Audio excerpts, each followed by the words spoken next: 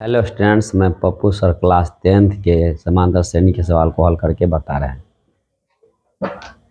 A P 1 4 7 10 के 18वां पद का मान ज्ञात करें। लेकिन हाल ए बराबर 1, डी बराबर A2 minus A1, A1 A2 A3 A4 dash dash. A2 का वैल्यू कितना हो गया 4, माइनस A1 का वैल्यू कितना हुआ 1, 4 में से 1 गया तो 3। टी एन बराबर A plus N minus 1 into D. सूत्र से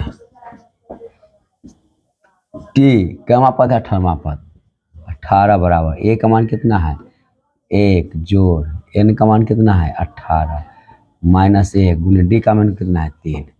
1 जो 18 में से गया तो 17 गुना 3, 1 जोड़ 17 तिया 51, 51 1 52 हो।